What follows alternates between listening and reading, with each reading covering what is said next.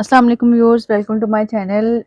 मैं आपको स्टार्ट करवाई हुई है एक्सरसाइज 1.4 और एक्सरसाइज 1.4 का क्वेश्चन नंबर 1 कंप्लीट हो चुका है और क्वेश्चन नंबर 2 हमने स्टार्ट किया हुआ है।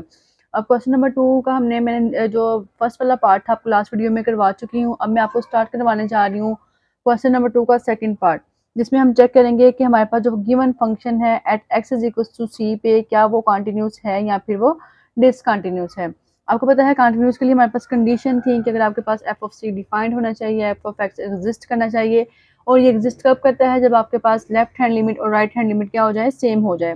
फिर लेफ्ट जो हमारे पास जो एफ ऑफ एक्स एग्जिस्ट किया है और जो एफ ऑफ सी डिफाइंड है, अगर दोनों के आंसर सेम आ जाते हैं तो इसका मतलब हमारे पास जो गिवन फंक्शन है वो क्या है, कॉन्टिन्यूस है। अगर इसमें से कोई एक कंडीशन भी सेटिस्फाई नहीं करती तो हमारे पास वो फंक्शन क्या होगा, डिसकंटिन्यूस कहलाएगा।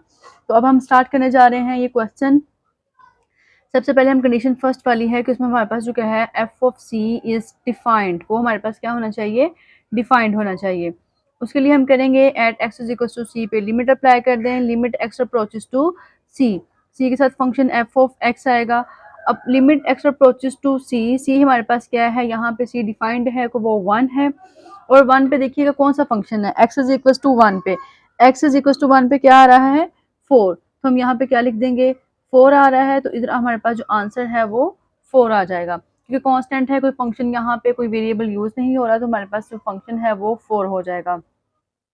अब एफ ऑफ सी देख लेते हैं कि हमारे पास जो एफ ऑफ सी है, मतलब एफ ऑफ जो 4 है 1 है, एफ ऑफ 1, तो सी इज इक्वल टू 1 पे फंक्शन कौन सा है, 1 पे 4 आ रहा है, तो हमारे पास ये क्या हो गया, 4। इसका मतलब है कि दोनों के आंसर सेम आ गए हैं, तो एफ ऑफ सी हमारे पास क्या है, डिफाइंड फंक्शन है। अब हमने सेकंड कंडीशन में क्या देखना है कि अगर आपके पास जो लिमिट है वो x अप्रोचेस टू c और जो f ऑफ x है वो क्या है, इज एग्जिस्ट, वो एग्जिस्ट करना चाहिए।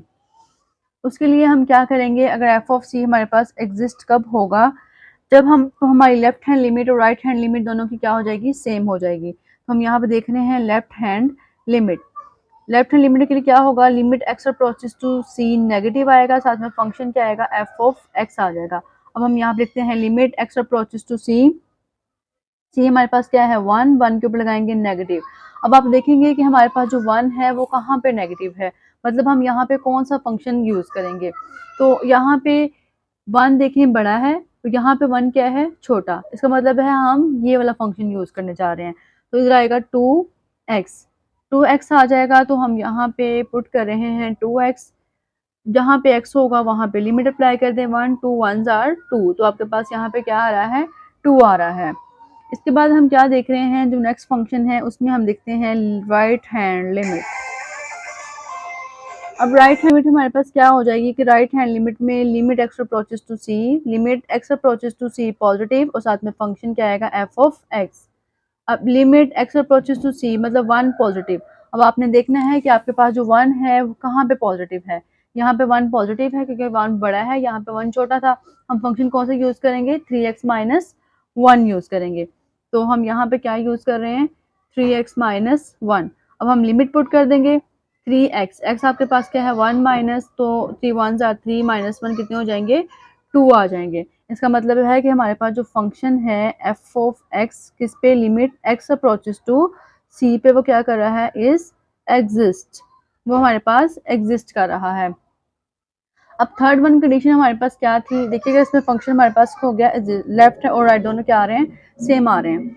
अब हमारे पास लास्ट थर्ड वाली कंडीशन है कि आपके पास जो limit x approaches to C, F of X is equal to और एफ ऑफ सी, वो दोनों क्या होने चाहिए, इक्वल। अब देखिएगा एफ ऑफ सी का जो आंसर है हमारे पास यहाँ पे 4 आ रहा है और ये हमारे पास एग्जिस्ट कर रहा है 2 पे, जो कि दोनों कंडीशन हमारे पास क्या है, सेम नहीं है।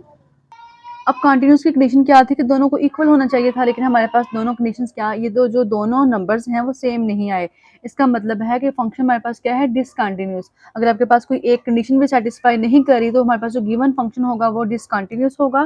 तो हम यहाँ पे लिख देंगे कि हमारे पास ये जो फंक्शन है वो डिसकंटिन्यूस है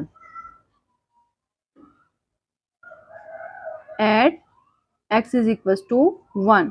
1 पे हमारे पास जो गिवन फंक्शन क्या है वो डिसकंटिन्यूस है।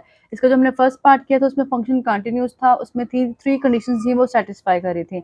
इसमें जो 3 कंडीशंस हैं उसमें से 2 सैटिस्फाई कर रही हैं और लास्ट वाली सैटिस्फाई नहीं कर रही। अगर अगर आपके पास कोई एक कंडीशन भी सैटिस्फाई नहीं करी तो गिवन फंक्शन क्या हो जाता है, डिसकंटिन्यूस। अगर आपको इस क्वेश्चन की समझ नहीं आएगी तो कमेंट बॉक्स में पूछ सकते हैं। ओके जी, अल्लाह हाफ़िज़।